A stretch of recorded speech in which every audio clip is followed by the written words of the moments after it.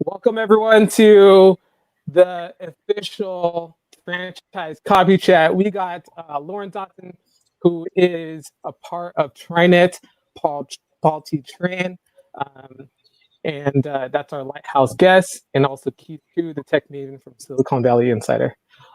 First off, I want to thank all of you for joining, and we're going to start off with introductions. We'll probably go on with Lauren, then Keith, myself, and then we're going to give it to our guest, Paul. And then Paul, we're probably going to start off asking you afterwards about your journey from when you started your small business, right, and then to where you're at now. Okay. And then from there, we'll probably take on some questions through the comment box. Are you okay with that? I'm totally cool with it. As long as it adds value to the audience. Happy to be of service, and I owe you and Lauren big time for all you've done with Trinet. So thanks, guys. Thanks. But wait, by the way, this is my first time on StreamYard, and so are the comments going to pop up on the StreamYard website part two, or just the YouTube side? Yeah, so it comes on YouTube and then a Facebook Live that we're streaming to as well. So it's going to be on the right side, and if you can't see it, I will ask the questions for you on your behalf. So cool, yeah. cool, Okay. Awesome. Let's do this. Okay, 1 second. Let me add Keith. Looks like he's having technical difficulties. There he is. I'm going to unmute you. Okay, Keith? Give me a thumbs up. Got it. Oh, okay. Solid. All right, let's kick this off. Awesome. Hi, everyone, virtually. My name is Lauren Dodson. I am a national practice franchise leader here at Trinet, along with William. And together we have built out the franchise program at Trinet. And I don't know, I've had, God knows, like 17 years of HR business experience prior coming to Trinet, working with probably 1,000 small, medium-sized businesses and all things that are HR compliance, back end, back office. So hope to bring some value to everyone here today. Awesome. Keith, let's go with you now.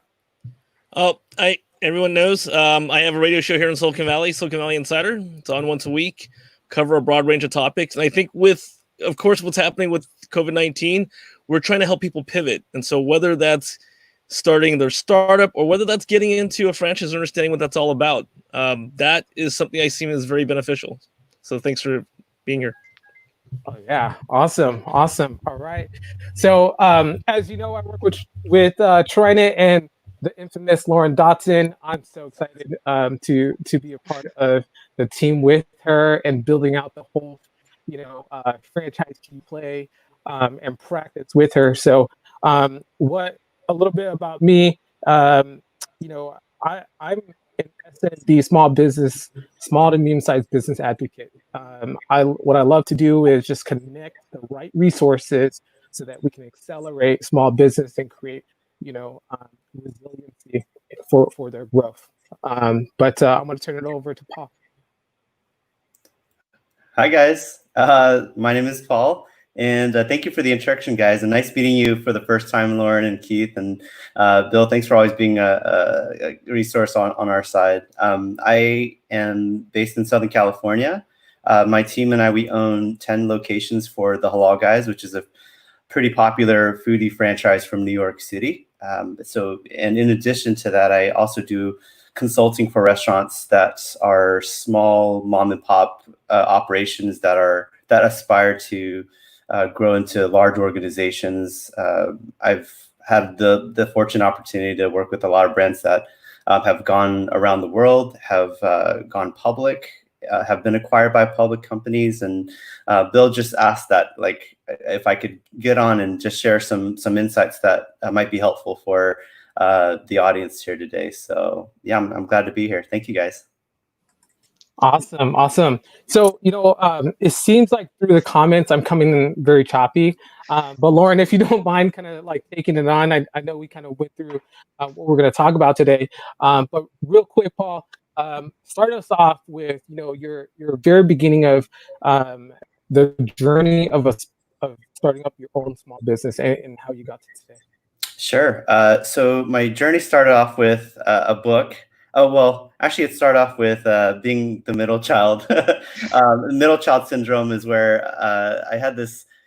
idea that the older brother got all the love and respect and the responsibility, and then my youngest sister, the only girl, would get all the spoilage, and I felt like there was nothing left for me in the middle. And so I guess I was just always out doing things to get attention and doing things differently.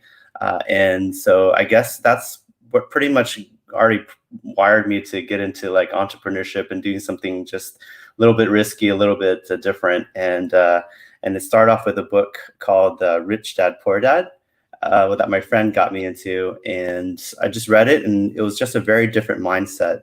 And the question was, if everybody was, going to school and graduating with a degree and going down the normal path, why aren't they happy, or why aren't they successful, and why is the template not working? And so I was always on the pursuit of something different and entrepreneurial.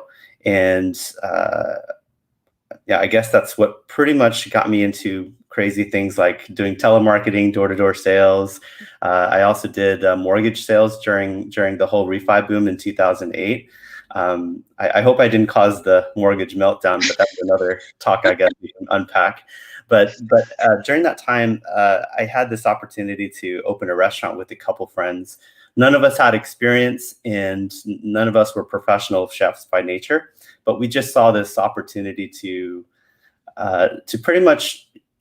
Are you guys familiar with the boiling crab? Yes. Okay. Oh, so, yeah. So the boiling crab back then was the only game in town. They were the pioneers to bring crawfish experience from Louisiana here to California.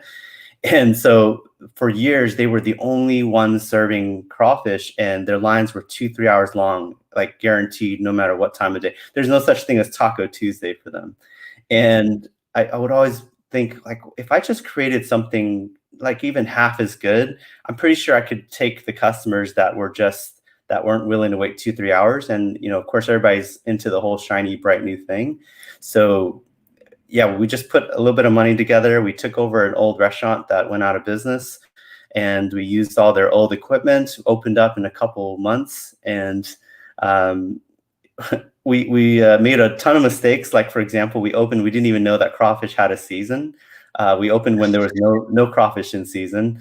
But it actually worked in our favor because so there was a time when boiling crab closed for 2-3 months because the crawfish was out of season. So we opened during that time, like so stupid, but it worked in our favor because everybody that was craving boiling crab knew that we opened. And so everyone, not just the leftovers or the people waiting for 2 hours, everyone went to our store. And so that worked in our favor. So ignorance worked in my favor, but not all the time, but that worked in that instance. Since then, I went through a crazy wild ride of getting franchise requests, being curious about what franchising is, doing a lot of research. I ended up taking a position as a franchise portfolio manager for FranSmart, which is the largest franchise development company in the world. And they help brands like Five Guys Burgers, which grew their brand from 5 stores to, I think they have 2,000 stores now, and they do about $1 billion in sales. And I pretty much was obsessed with franchising and how brands can grow so quickly. So I was able to just learn from the best, the CEO of FranSmart, Dan Rowe. If you look him up, he's a pretty big deal. And I was really fortunate to work under him for over a decade.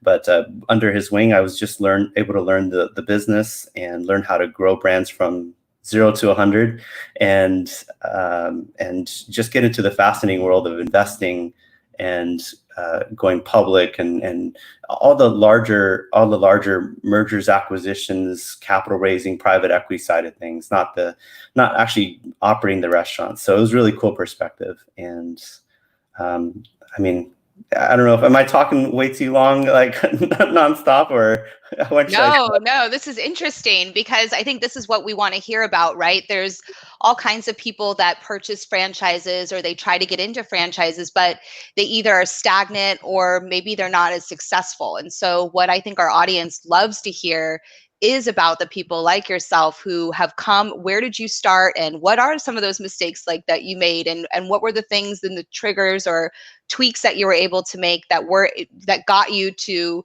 this point that you're at today, where you've worked with Five Guys and helped take them public, and you've worked with the Halal Guys, which is somebody who loves New York and is missing New York so badly right now, misses halal, but I can get halal, guys. So, getting that experience from New York over here in the Bay Area and growing it throughout California. I mean, you're responsible for bringing that here to California. So I think, and Will, I don't know if I'm getting off track, or Keith, but I think any other, this is what we would like to hear. And maybe getting some more understanding in what drove you to Halal Guys and how you started with that franchise and were able to grow that to 10 locations now today and growing. Well, I'm glad. Thanks for making sure I think we're all our own worst critic, right? But as far as, yes, we can probably do a segment on mistakes alone. But as far as Halal Guys is concerned, I guess I was working at FranceMart. I've been trained and conditioned to look for like diamonds in the rough, where there are really cool concepts that seem unproven. That are very early stage. And so what most people might think of as super risky, like early stage, I think of it as, wow, it's like the biggest time for growth. I think of it like would you rather invest in Google now or Google 20 years ago and have a much larger margin for growth? I see it as less risky. And I can unpack that too if you'd like. But, when we did Five Guys, when we grew Five Guys, they were the only burger brand that did. Before them, there was only the cheap fast food McDonald's burger, and then there was the $30 chef-driven burger at the fine dining restaurants. Nobody was serving the middle segment. And when like Panera Bread and Chipotle hit the scene, it was a middle ground that showed you can have a higher quality food, but still affordable, super fast. You don't have to pay for tip service. You don't have to pay for expensive real estate. It was just a perfect storm, a perfect recipe for success, which it's crazy because even in this day, it's been proven the right model during the pandemic, right? Delivery, takeout, fast casuals have survived and have been resilient. Not just resilient, but anti-fragile, right? So we've always been on the search for that kind of brand where it's not like the better burger or a better Italian or better Mexican. It's just doing it different. And so I saw how Five Guys took off the way it did. And during my time working at FranceMart, I was always thinking about, when I take on a new client, maybe I'm going to jump in early on before anybody else does. And that's when Halal Guys hit the scene. I saw the same exact characteristics where everybody loves Middle Eastern food, but either it's really expensive, it's intimidating, it's in certain neighborhoods that aren't frequented by mainstream, and it's just not well branded. And so Halal Guys fit that, where we knew that we could probably take their food carts and turn them into brick and mortar. People love Middle Eastern food. We just need to make it more affordable and accessible.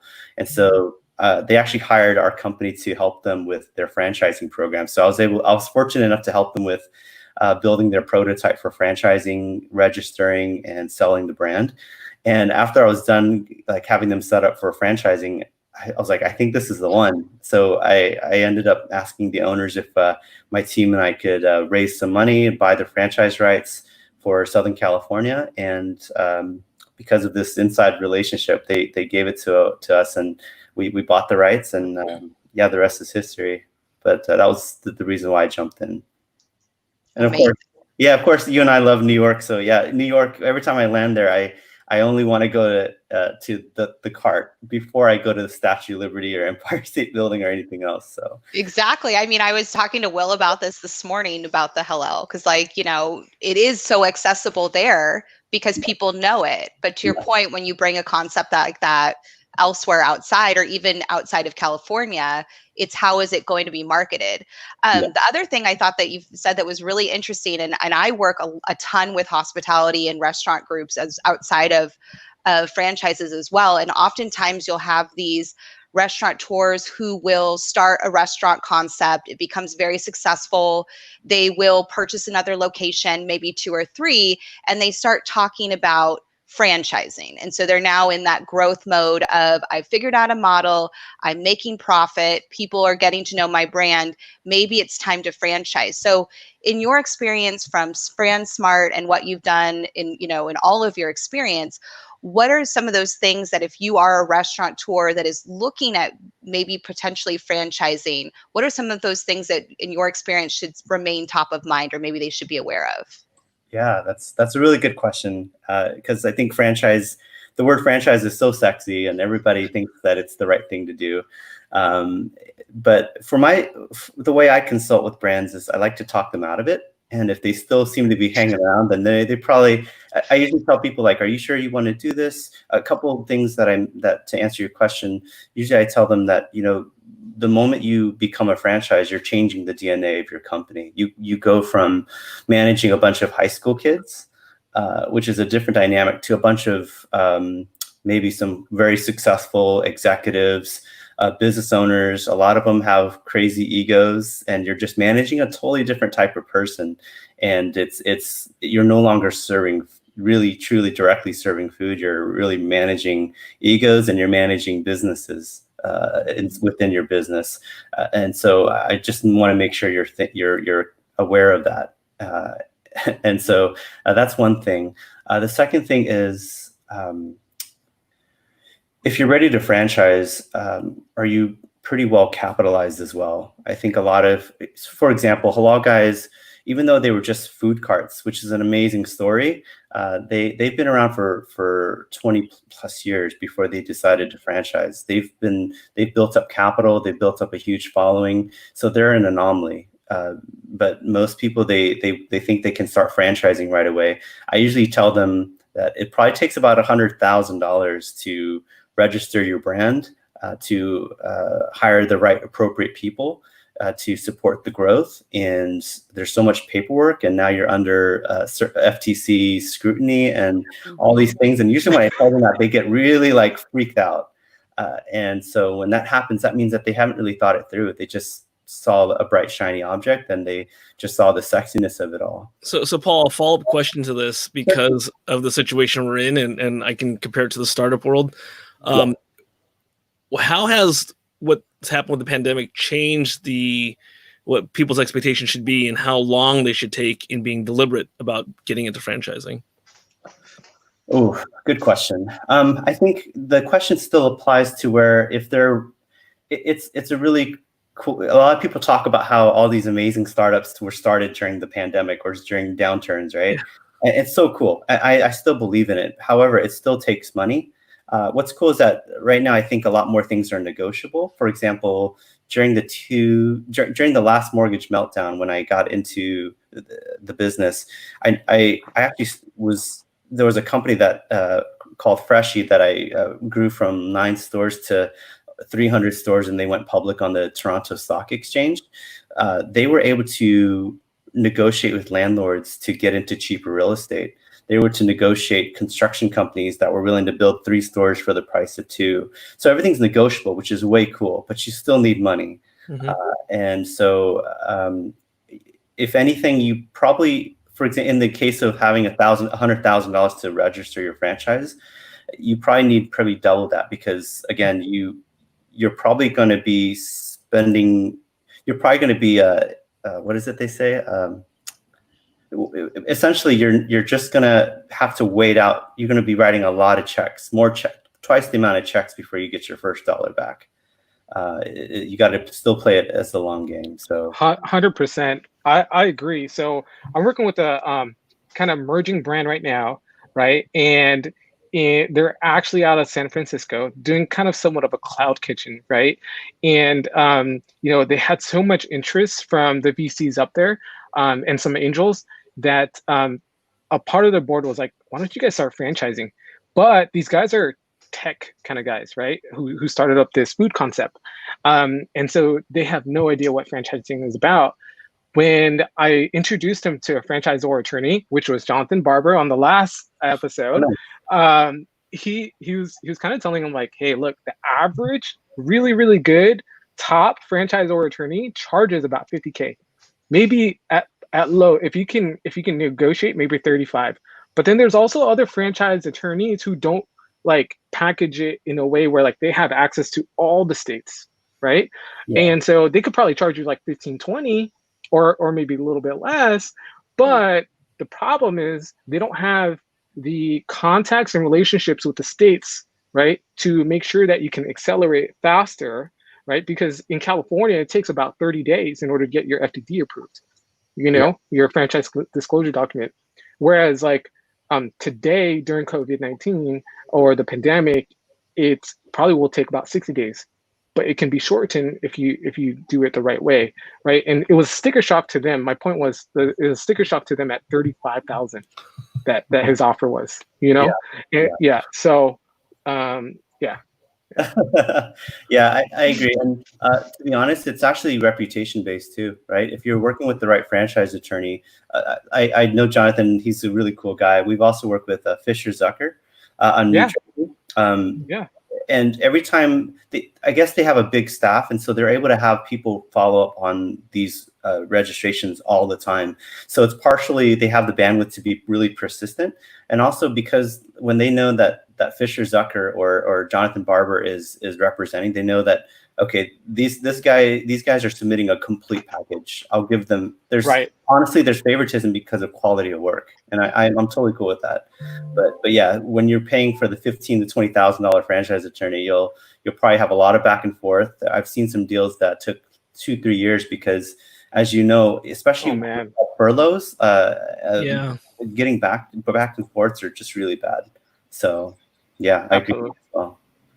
Keith, did I answer your question directly? Yeah. Keith? Yeah, okay. No, it's very consistent. We say in the startup world, a lot of investors that have been on my show, whatever you do, whatever stage of fundraising you're in, you want to make sure you have about 2 years of cushion. It's a lot, but I mean that's gonna pretty much insulate you if you have the ability to have that much in reserve. So just comparing it to what it's going to take to start a franchise could be a really good opportunity, but I don't think it's something people should just jump into. So that's why it's great having you on the show and being able to share your wisdom. So yeah, you definitely answered my question. Yeah. I think, what is it? Downturns only reveal how you think about money more. They don't actually change you, right? Like, so and you hear all these stories about people starting businesses in their garage and all that stuff, and I'd say that those are anomalies and those are really sexy stories to follow, but I'm pretty sure you in the tech world know about survivorship bias, right? They never cover like the 100,000 other businesses started in the garage that failed miserably. No one wants to cover them.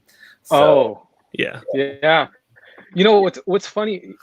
Today in the morning, I was listening to Keith Koo's radio talk show, Silicon Valley Insider, and he had Jason Ma on there, and the guy was just talking about that. He honed in on that, but he also said like one thing that the reason why I love what we're doing here today and what we're going to continue to do every Friday is that we're providing value to these small and medium-sized business owners, right?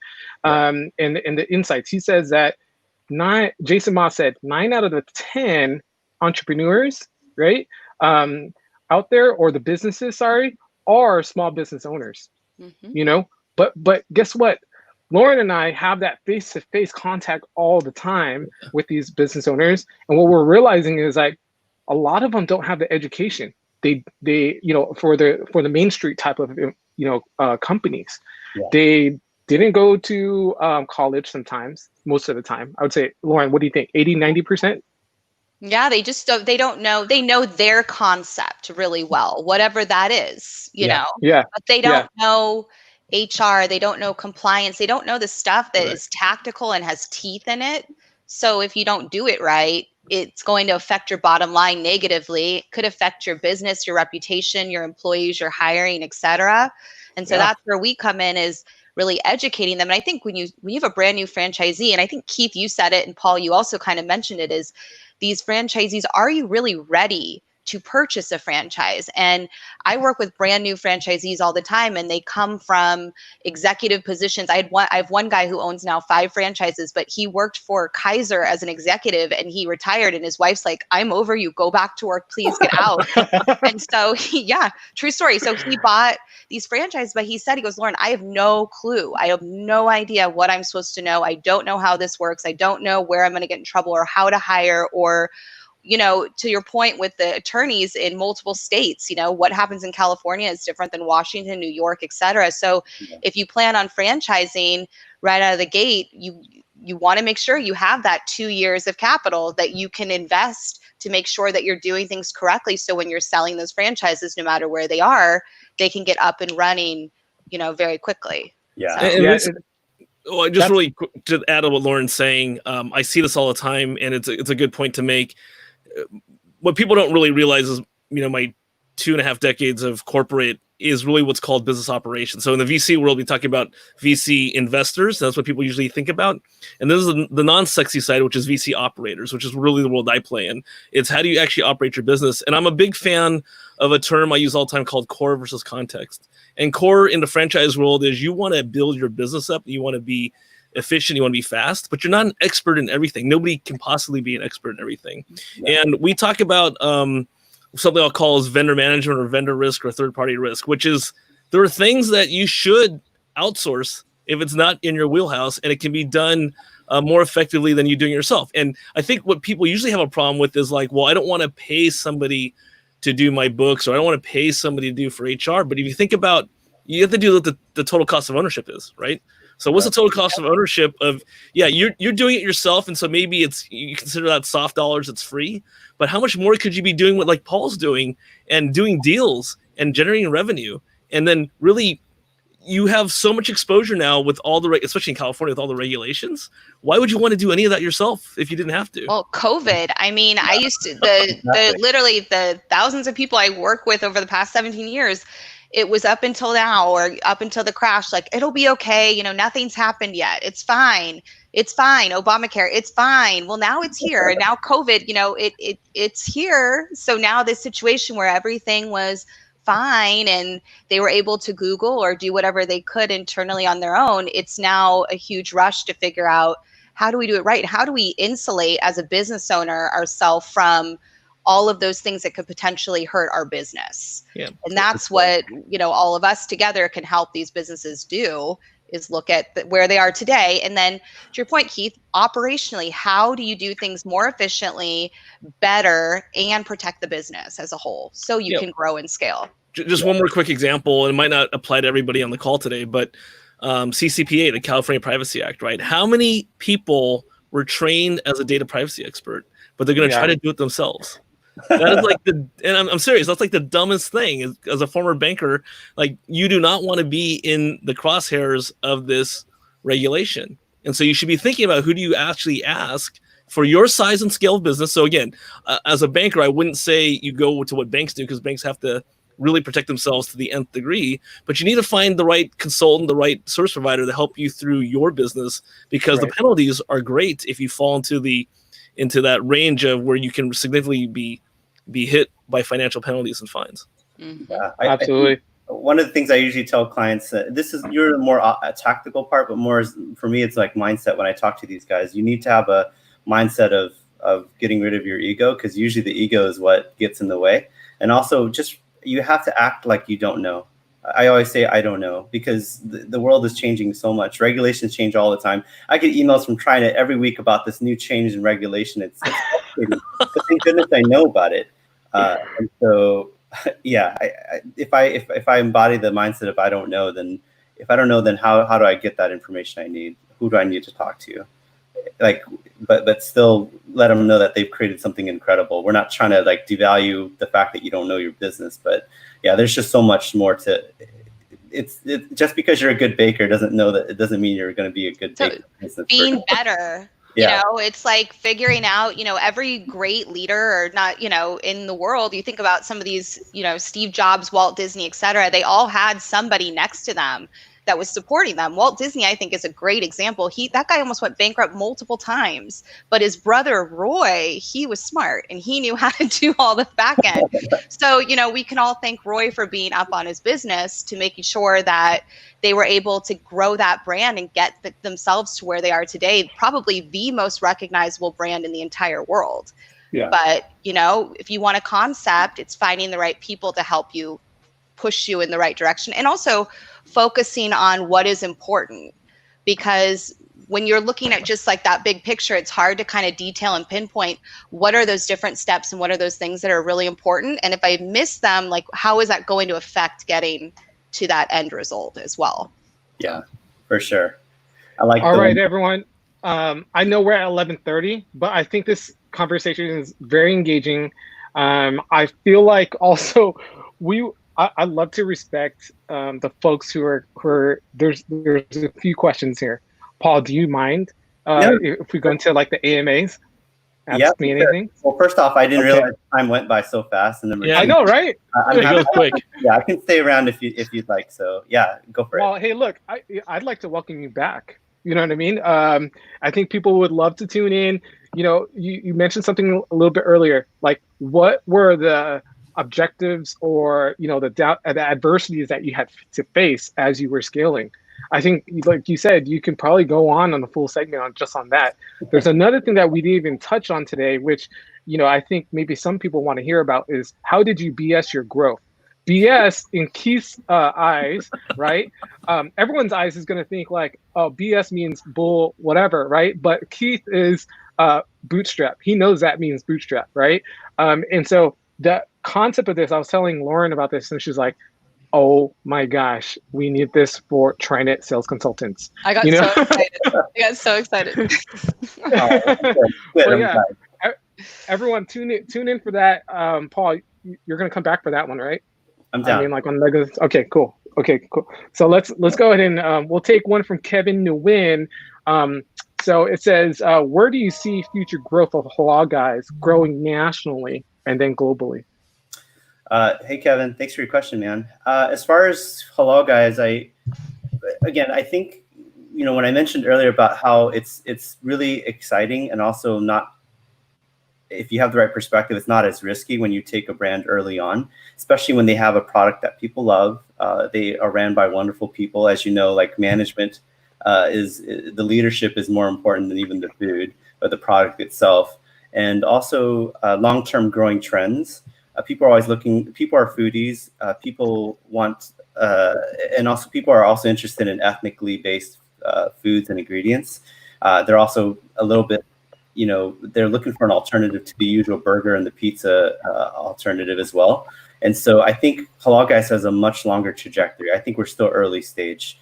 In fact, I just got news this morning that Halal Guys just closed on their fourth franchisee in Canada as well. Nice. It's trying. Yeah, and so yeah, the growth is continuing. So I think we're in Canada too. Was that your question? Yes, that was my question. I should make an introduction. But my gosh, it's only been about 6 years, and they're only at 100 stores. And as you know, like global brands we still have a lot more room to grow. Even if we do half the amount of stores that Chipotle does, we're still doing pretty well. And I don't think, with the exception of maybe Luna Grill and Kava, we're still one of the only few players that are few and far in between. So I think as far as growth, I can't give you a number because what I've learned in the franchise world is like when it comes to PR, people like to say we're going to grow 1,000 stores, 20,000 stores. It's just good PR and it's clickbait. But I'd like to say we'd like to grow as fast as we can find good franchisees and good real estate, which I think we're going to grow probably maybe 25-50% faster during this pandemic because unfortunately a lot of restaurants are going out, not because of bad real estate, but bad operations or the brand is old and tired. I'd still like to believe that Halal Guys still has a really cool, well-loved brand. And our numbers during the pandemic, our numbers have actually returned back to pre-COVID levels, but we've been forced to do with less labor. So we're actually more profitable in this state. Wow. Yeah. I mean, it's a bummer that we couldn't keep all of our employees, unfortunately, but you know, again, I think these pandemics are really showing that you can bootstrap, you can do more with less. And so, but it's to answer your question, globally, we already have stores in the Philippines and South Korea, and again, Canada also is considered international too. So it's only going to get better. And plus, people in Europe also love the brand, and we're growing in there too. So gosh, it's not a clear cut number, but we're continuing to grow. I'd say we have another at least 10 years of growth in us. That's incredible. You know, one thing that's very interesting is that I was talking to Lauren about the halal guys just probably before this call, and she was like, "Oh man, it just gives me that New York vibe to be able to like the first time that they, you know, launched in San Francisco around like the little carts." Just she was carts. like, oh, that was perfect. That was perfect. Well, I knew them because they were in New York, so I was like, "Wait a second, I know that cart. I know them. Hold on. Yeah. Get in line." No, that brand is so much bigger. I'd like to say the brand name is so much bigger than their amount of stores, right? It's the biggest brand, and they didn't even have one brick and mortar store. So that was also in consideration as well. Like now we need to open source to catch up to the brand name. It's kind of cool. Just like Shake Shack, I think, as well. Shake Shack was like the biggest thing, and they had to build a bunch of stores to eventually like catch up to its brand name, which is really cool. I think we have a lot of runway. Yeah. Oh, look. So I'm not sure if you know this, Paul, but in Australia, there's like a big halal community. Yeah. And I, you know, I love Australia. I travel there like as often as I can. I remember. Like all of last year. Yeah. I had to block you out of sheer jealousy. Right. I don't want to see you anymore. Wisconsin can handle though. You can stay there. That's fine. Yeah. but yeah, I think that's a good market as well if you think about going global. You know, I have a good friend here in LA who, you know, he loves the halal guys because he has to eat halal. He doesn't have like a lot of options out there, and this is like the ideal option for him when he wants fast casual. You know. Yeah. All right. I think the fact that we are halal, it's not just a dietary thing. It's also because that's their lifestyle, and that's also based on their religion and Muslims as well. So I think they're also really proud and want to support the business as well. So I think that's really cool. Mm-hmm. Yeah. So there's a personal thing to it. Love to take another question here from Joseph Mai. When is the right time to start looking for private equity investments? I think this is an incredible question. Yeah. You know what? That's a great question for sure. As far as private equity investments, it is truly case by case, and I'm not trying to avoid it, but I'm also kind of curious to know how Keith thinks about it, because in my world, it's been all over the map. And of course, even though I've been able to grow brands to like quite a few critical mass, a lot of times they don't even attract private equity investments, even when they get into the 100, 200 unit range. And some of them have reached that during their 20 unit range. And so I'm still unsure how to do it. I'm still unsure when is the right time. And so if Keith, you're in there more often, I'd like to know your perspective. But for me, I'm just focused on making sure the stores they fit your attractive unit economic model. They're inexpensive compared to their sales potential. They're profitable, and there's at least 10, 20 stores that show predictable growth. And I know that attracts private equity, but at which number or what appetite level? I'd love to know if you had any thoughts, Keith. Yeah, I mean, I'm not a food guy per se like you, but I'd say that in terms of private equity investments, I mean, there's different push and pull factors. So you are hit the nail on the head. It's going to be situational. So, I mean, what is private equity? They really want to get a good return on their investment. Right. Oftentimes, let's put it in the context of a pandemic, you're going to see a lot of private equity deals, but private equity deals are almost like vulture deals, right? Because they're actually looking for the best way. I'm being serious. They're looking for the best. So before COVID-19, it was kind of like a market for really good ideas and really great concepts. And it was in the favor of the people seeking the investment. Now we are switched the other way, where now the people with money are the ones that are in the driver's seat. And even if you had a great concept, even if you were going to be a unicorn, and even if you have revenue and profitability, you're still not going to command the same valuation that you would have commanded back in February. It's just not going to happen. We say all the time. So in terms of when it's right for private equity, it's kind of an interesting question, because for you, as the business owner of the startup, you might need them to rescue you, and you might get taken out, and they're going to maximize the efficiency, operational effectiveness, and they're going to spin you back out. In the tech world, a great example of this is Michael Dell, billionaire. Michael Dell had a publicly traded company, Dell, and he spent a lot of time putting together a beast of a technology company, buying companies like VMware and EMC.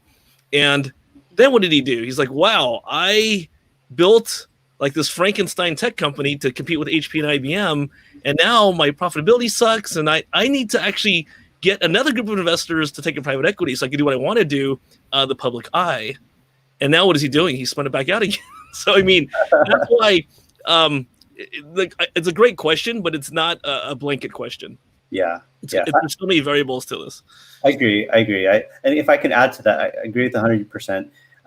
One thing is, I'm curious to know why they want to look for private equity, right? Exactly. I'm always a little bit wary about these questions about, I'm sorry, maybe I'm misleading. I like to tell people that we're able to take companies public, but maybe that's the wrong focus to have. Most people like to raise a ton of money and they want to go public, they want to get bought out, and that's the sexy side of it. But again, just like we mentioned earlier about survivorship bias, that doesn't happen as often as you'd like.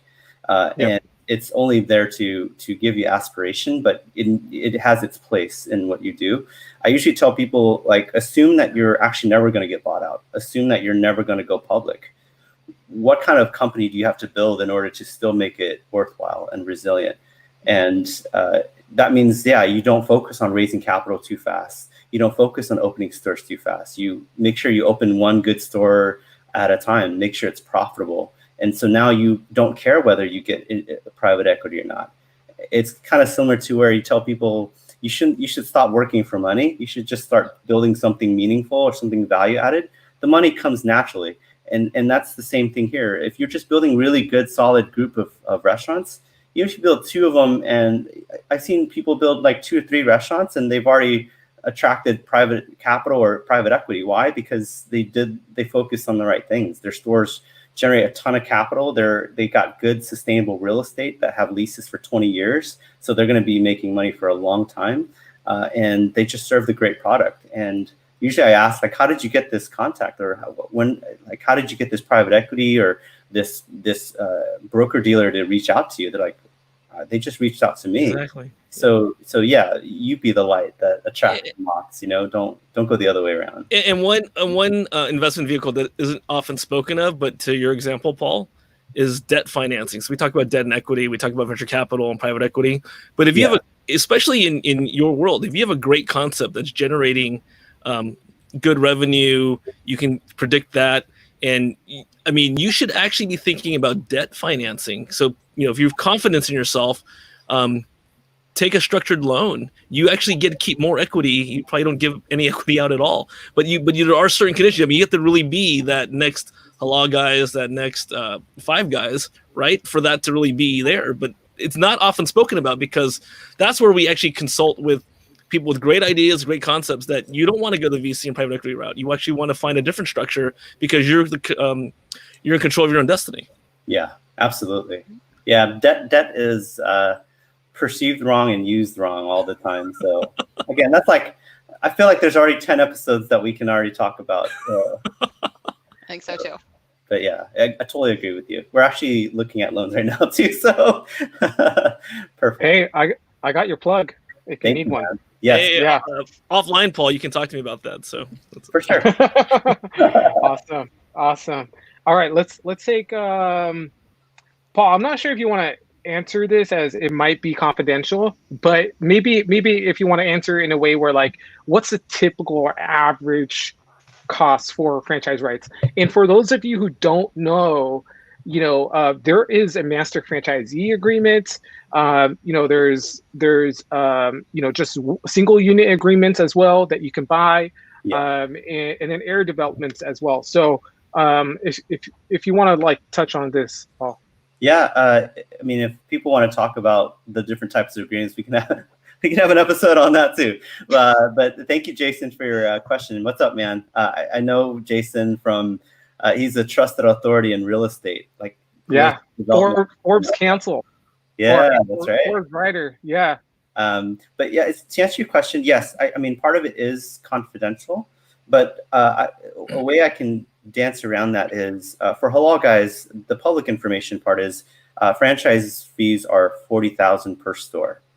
So if you do tie up a territory, for example, for us, we agreed on a 50-unit deal, and of course, most brands early on, again, there is some negotiating room where for example, we asked for, we agreed to develop 50, but we agreed to put down a deposit for 40 locations now and control the rest of the market. We knew that eventually, over time, halal guys can hold more stores, but we also want to conserve our capital so that we can invest properly into the stores, properly into people, other things like that, with cash flow management. So it was a sound proposal, and so it was accepted.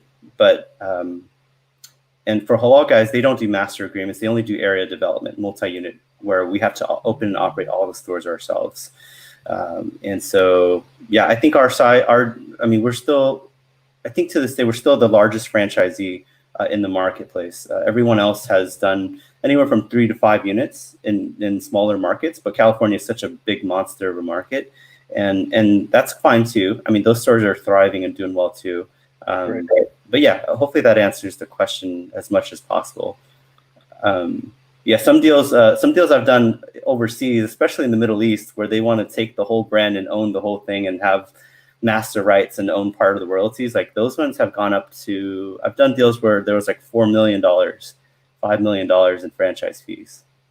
So they can get pretty high, but of course you need to, you have a much larger and faster development schedule too.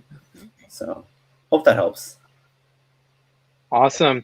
Hey, so look, Jason has one more question here. Sure. It was almost like back to back, but I love this question because, just like you said, you are the hunter. You're able to molded in a way to ID these type of brands. You know what I mean? The unicorn hunter. Yeah, the unicorn hunter. Oh, that's a good one. Sounds like a video game or a movie. Right? Or something. Sounds awesome. Yeah. That should be your call sign from now on, Paul. on your LinkedIn, your Facebook. That sounds cool, though. I like it. Yeah. But as far as identifying emerging brands, so emerging brands for me, I think of, there's a good mix between familiarity and novelty, where it is a brand, it is a type of food or cuisine that people love, that is well loved, and it's like traditionally loved. For example, halal guys, like, Middle Eastern food has been around forever, right? And people love it. But there's a couple pieces missing, like affordability or lack of branding. But the product is well loved. There's no need for introduction. But the new part is, like, maybe they're serving it in a different way. And for example, halal guys, and we actually get so much crap on Yelp and so much crap from people in the line. They say that this is not authentic Middle Eastern food at all. Like, this is a shame to the Middle Eastern, or to Middle Eastern food, and that's okay, because if you're listening to the signal and not the noise is, there's always going to be people who don't like you, and also the brands that have changed the world have always been a hybrid of something else. I relate to it like people are like coffee purists, or they're like foodie purists, or certain cuisine purists. You're always going to end up in a losing battle trying to be the better authentic one. It's not enough to be better. You have to be different, right? Because you're just going to go down that trap and you'll never survive. And also, you'll have to share the pie with all the other authentic people. Whereas halal guys, they just blaze their own trail. They just serve really good New York street food, is how we thought about it. It just happens to be halal. And so it has to be served differently. And it has to be, you have to create your own category and dominate that category. So if the brand is doing that, then I'm willing to take a closer look at it.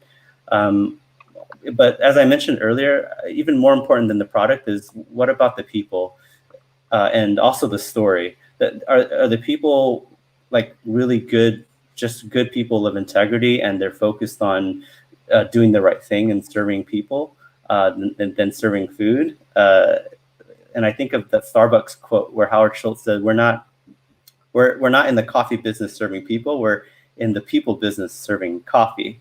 So if they have that mindset, that's also really important. And also the story too, because the story in the beginning, when you're an emerging brand, you don't really have a track record. You're not like McDonald's where you can show 20 years of verifiable results. A lot of the brands, including Freshii decided not to actually post their financial numbers in their FDD, in their proposal. Wow. And we're just, that was early on in my career when I'm just like, oh man, I don't know if we can sell if most people want to invest when they know that there's a certain like track record involved. They did really well. They just decided not to. And my mentor, Dan Rowe, that's okay. And later on, I learned that because you're not focused on numbers, you're focused on the story.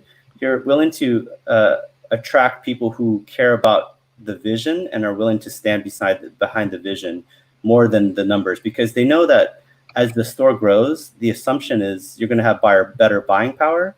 You're going to have more brand awareness, more brand equity, and the success is in the franchisee's control because they're going to work hard at it. They're going to choose good real estate. They're going to invest heavily in marketing. Why wouldn't it be successful? So we got them off the horse of having to look at financial records, and it's all because of the story. Most people who are halal guys, they're Muslim and they're proud of the food that they're serving, or they're foodies and they love the brand so much that they're willing to do anything to make it succeed. Those are the kind of franchisees you want, not people who are astute, shrewd business guys who look at numbers all day long. Because as you know, like just because it can be measured doesn't mean it's valuable, right? For example, like and with Freshii, when we grew Freshii, even though we didn't have financial results, all the people, like I'd say 70% of the franchisees are people who have had some kind of health story where they had cancer or they had some health problem that food took care, saved them, or they're personal trainers that care so much about health, or they are on a mission to replace junk food with healthy food. Like it's because of the story. So by the way, I'm spending more time on story than anything else. I guess it's the most important thing, but yeah, that's a really important thing as well. There's a lot of other tactical things too, like are the numbers moldable? Like, can it be improved with just a little bit of help and guidance? But I'd say those three things stand out like pretty big. Awesome. Yeah. Awesome. Thank you for sharing that. Another question from Kevin Nguyen. What are opportunities and considerations that a franchisor should take advantage of post-COVID-19? Real estate negotiations, labor, banking loans, supply chain? Oh, good question.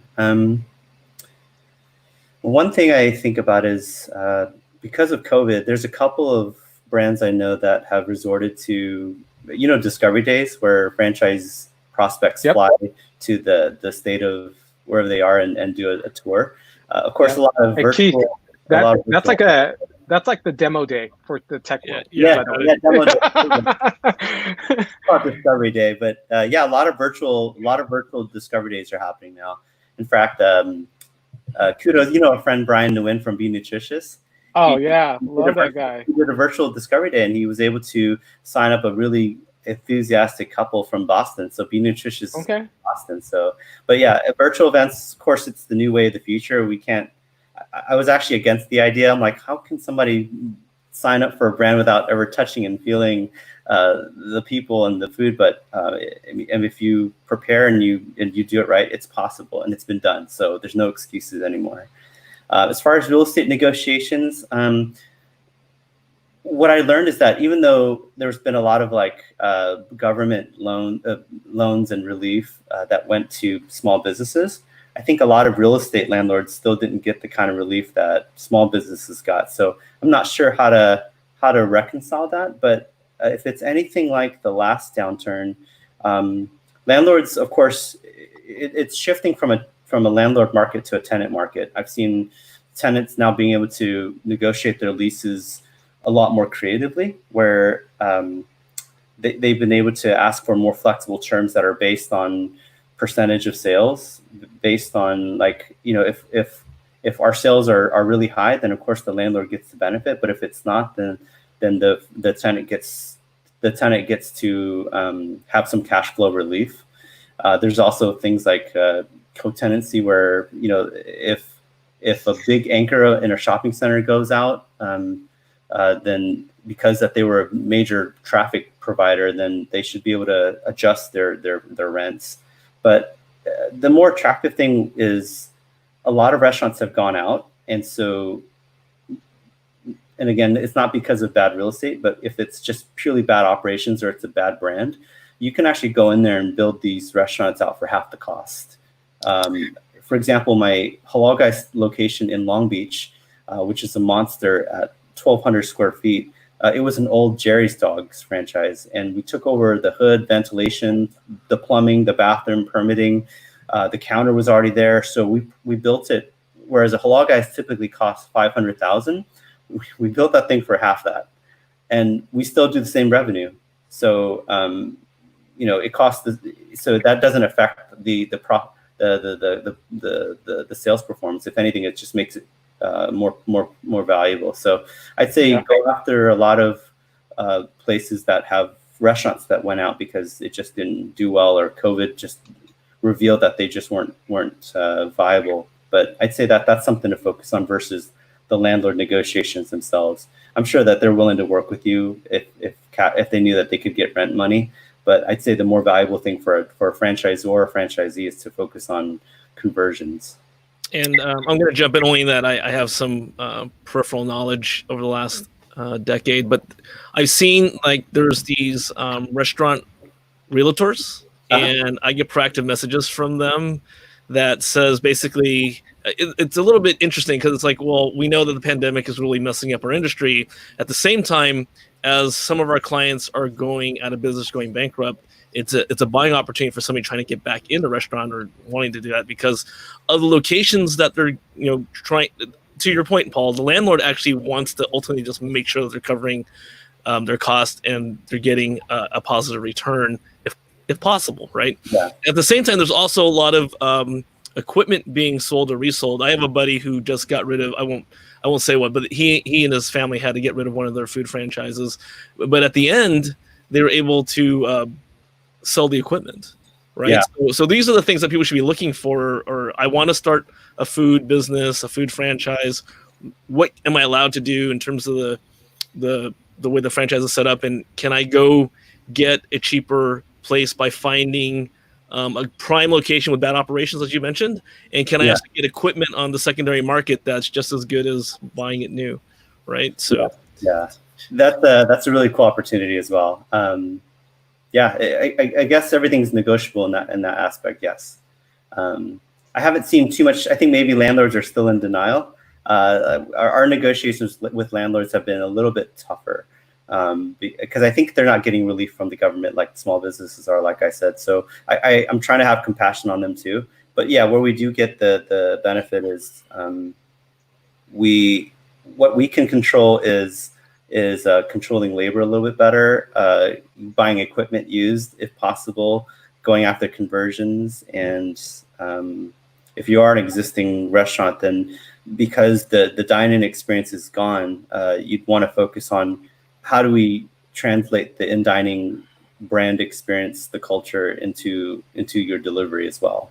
And so I've been telling a lot of people, like, hey, make sure they have enough utensils is the baseline, of course, but you also want to send little notes. There's been little notes that from our Halal Guys we send to the customers to say, thank you so much for helping us get through the COVID-19 pandemic. It's an honor to be here with you, for you during this difficult time. And I think that just gives the warm and fuzzies. And I noticed that our catering and delivery sales have increased dramatically.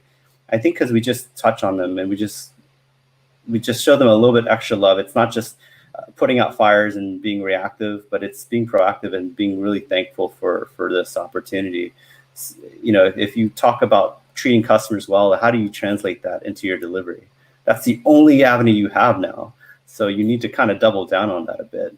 So, Anyway, I think I digress, but yeah. Well, it's interesting too, because you talk about like where Hello Guys started on the corners in New York to brick and mortar to now shifting again and going into delivery, but making it an excellent, outstanding experience. And to your point, it's like utensils. Okay, that seems small, but how many times have we all here gotten takeout since COVID and you don't even have those things, let alone like a thank you. So those are the things that, as you know, from a brand, if I'm ordering from Hello Guys, I'm going to remember that I'm going to keep going there versus other places when that's the experience you're getting. But that's that shift. Correct. And understanding big picture what's going on. How do we become better at what we're doing, and how do we adapt very quickly to the market faster than everyone else? Because I can't think of anyone else that's doing that. Yeah.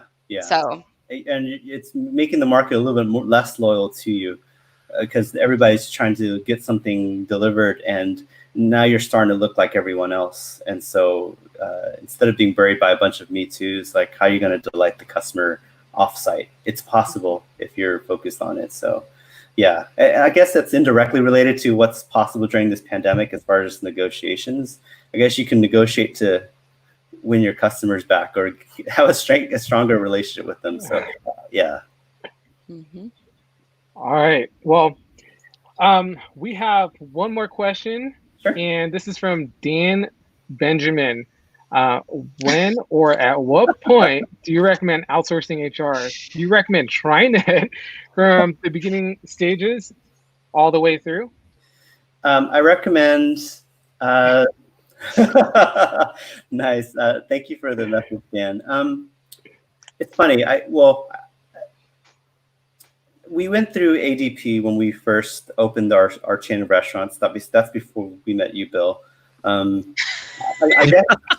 That's okay. I worked there too before I knew Bill.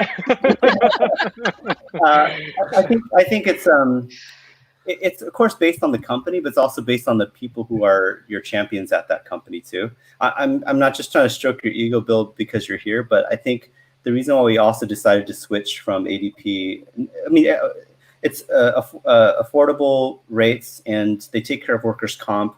They take care of automating so many things that, again, at the end of the day, you mentioned earlier, Lauren, about like so many people, like they get into a business because they're good at baking cakes, and then they realize that 10% of their time is baking cakes, 90% of their time is HR, bookkeeping, all these other things that make them miserable. And that's not what I got into this relationship in the first place for, and so many things. And so, the base on a baseline level, TriNet's way better.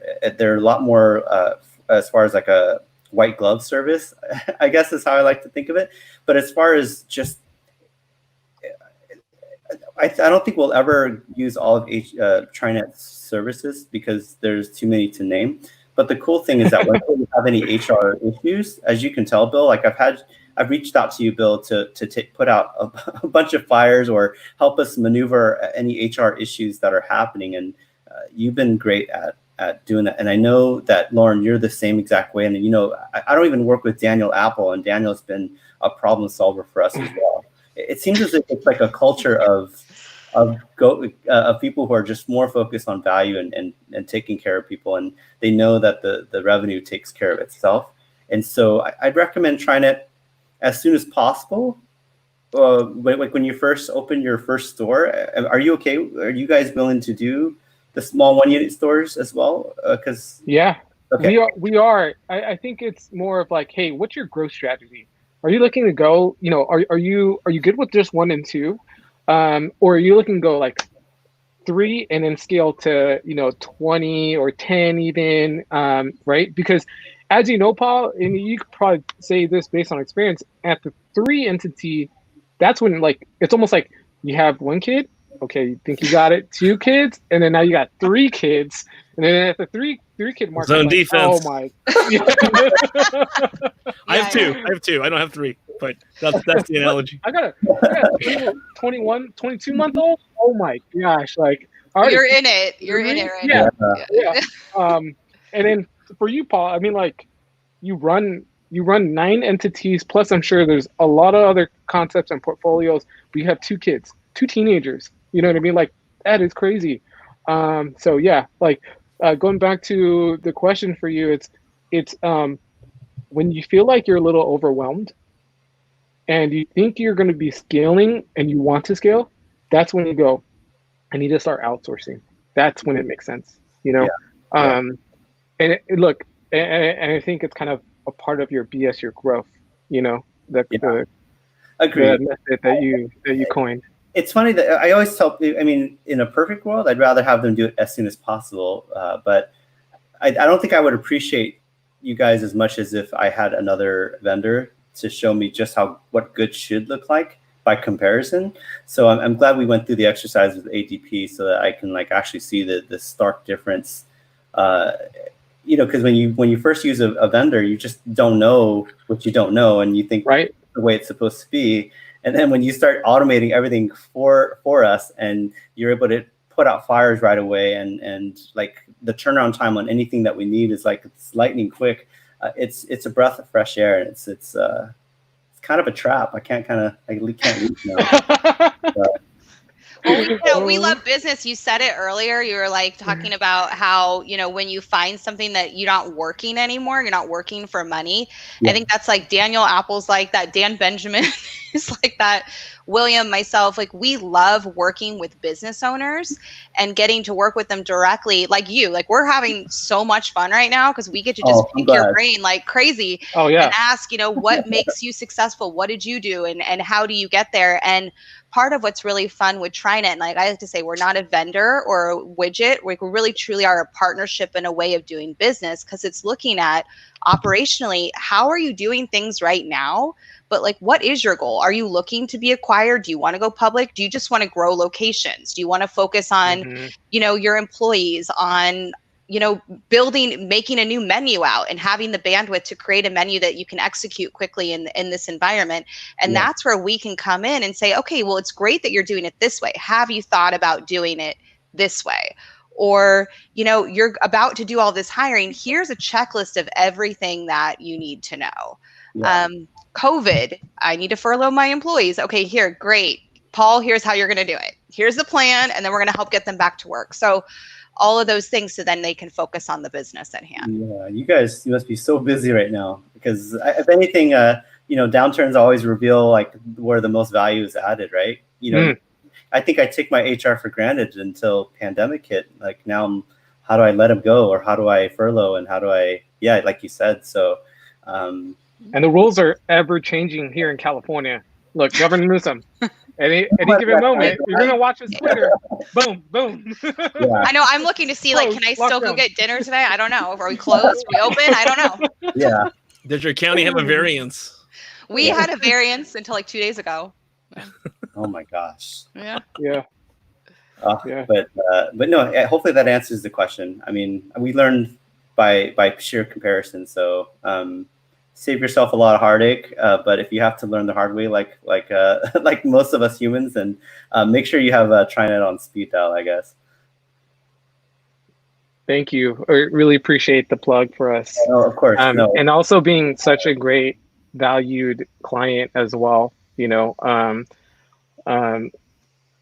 Paul. I don't know if all of you guys know, but Paul's been so instrumental in also making sure that his network understands what TriNet has to offer, right? In how they can actually excel utilizing a plug and play HR solution like TriNet, you know, for their brand.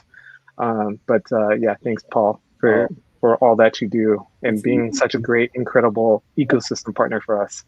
Oh, it's easy when you guys are the real deal. So I'm just calling it as I see it. Awesome. Well, hey everyone. I just want to make sure that we touch on all the questions here. I gotta look through this, but Paul, just quickly, like, can they get a teaser on BS Your Growth? I mean, like, yeah. So I love wordplay, and you know, I'm always trying to find creative ways to like play with words, and so when you guys actually connected us with WeWork, thanks to you and Daniel Apple, we were able to do a lot of speaking events at WeWork before pandemic, and we were able to talk to a lot of small business owners about scaling and growth and how to outsource things that aren't critical so you can focus on what's critical. And we're trying to think of a really cool, witty way to create a framework that's easy and it's kind of fun. And so we just figured, hey, people like, when a lot of companies like to just BS their growth early on and cut a bunch of corners and also not because they want to, but because they just don't have the bandwidth, right? And we just figured maybe what if we can reframe BS your growth in a way that's productive?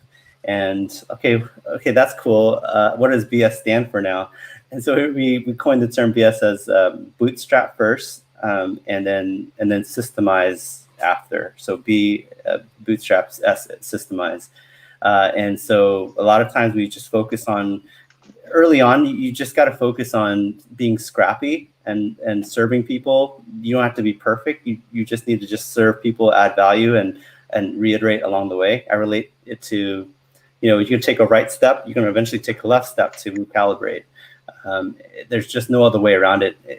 Instead of dying under a bunch of analysis or paralysis by analysis, right? But after a certain time frame, what the same thinking that got you in there is not going to get you out of there, and it's not going to take you to the next level. So the next thing you need to focus on after you've launched, after you've served people, after you've built critical mass, and in the tech world, right, Keith, the minimum viable product. Now you need to systemize it. How do you scale this thing? How do you reach more people without straining your current operations? And so, the talk just pretty much revolved around principles that we use to get you into BSing in a better, in the right way. So that's the framework. That's the teaser. Awesome. Thank you so much. Thank you so much for that. Keith, Lauren, anything that you guys want to conclude with? I just want to say that I thought this was a fantastic platform. I want to thank both Lauren and you, William, for putting this together. Paul's a wealth of knowledge, and I think that was really important during this time because we have cycles, and this is a good time for people to take stock and really think about what they want to do. Yeah. And again, as scary as that sounds, we talked about a number of ways to jump in, really evaluate whether franchising is for you, and some of the cost savings ways of getting started because of all the other things that are happening with being able to talk to landlords, look at properties that might be undervalued, look at equipment that you might be able to get to if you're thinking about the restaurant. But I think, again, we're doing this every week so that people can get comfortable with thinking differently about what they want to do with their future. For sure. Nice. And thank you, Keith. And nice meeting you as well, man. Yeah, come on my show. Yeah, I'd be honored if I can help. Yeah, sure. I'd be happy to. So for those of you who don't know, Keith runs a talk show and podcast called Silicon Valley Insider. I believe it's about 1,000 or more, maybe 1,600 affluent leaders, professional C-suites who kind of tune in pretty frequently, like religiously. But Paul, I think those folks would be really finding a ton of insight and your wealth of knowledge. So they would find incredible value by you being on there. So yeah, man, I encourage you to hop on because you never know. Maybe they need someone to help them with their portfolio. You know what I mean? Thanks for the kind words, and Keith, if you'll have me, I'd be honored. No, definitely. I think the way to think about the show as it's 3 years old, I've always wanted it to be about people's stories, which, I mean, clearly not just you, Paul, but the people like you in the industry. And I think with a lot of what people assume Silicon Valley to be, a lot of people are in transition right now. And so really when we talk about stories, I want them to think beyond necessarily even the idea of tech. I mean, I do focus a lot on tech, startups, C-levels that have gotten to where they've gotten. But I think what I really want is for people to think about a pivot. I do a section every week called The Pivot. And we've talked about things like, imagine from a tech standpoint, how many people remember that Twitter was originally a podcasting platform? That's right. It was a podcasting platform before Apple came out with the iPod and iTunes. And as soon as that happened, they realized, wow, we're not going to be a very successful podcasting platform. So how are we going to pivot? And what also people don't realize about Twitter is in the beginning, they were making more money off of selling data to hedge funds who were doing algorithmic trading. This is like completely wild, right? And so that's a startup tech context, but we have a program in one of my nonprofits called You're the CEO of You, and it's really professional development. And that's what I want to really challenge everybody with is you're in control of your own career and your own path. So you might be furloughed, you might be laid off, or you might just be sick and tired of what you're doing. Broaden your horizons. Think about what else is out there. So that's why, I mean, it totally would make sense for you to come on. Oh, that's an awesome concept. And yes, I read so many stories about companies that have pivoted. So yeah, most people think that once they start with a product, it's either going to be success or doom. But like if you've got grit and you are aware of the marketplace, it happen all the time. They happen every single day. So yeah, I love that. Please have me on. All right. It's funny that you say grit. Grit is kind William's of like laughing at me. No, Lauren and I have this thing called it's our word for the it's our word for the year. Grit. You know that Pee Wee Herman show where every time you said the word of the day, everybody goes crazy? Yes, we should do that. I miss Pee Wee Herman. I miss those times. They were I nice. I don't think any of you are old enough to remember Pee Wee Herman, but okay. No, I grew up on that. No. I grew up yeah. on Pee Wee Herman. Yeah. All right. Well, I love to conclude. Paul, again, thank you so much for your time here. I feel like we can do like another 10 segments on you, but probably the next segment would to be dive deeper into like BS your growth, and then also the adversities that you faced, right? And how did you overcome that, right? Because I think that'd be like an interesting topic for a lot of folks, so that they could be aware, right, and maybe not face that. Got a comment here. Me too. They love you, Paul. Thank you, audience. What if my wife's in the audience trying to be a planted audience member?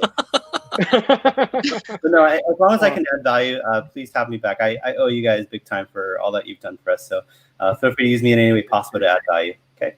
Sounds good. All right. Thanks, everyone.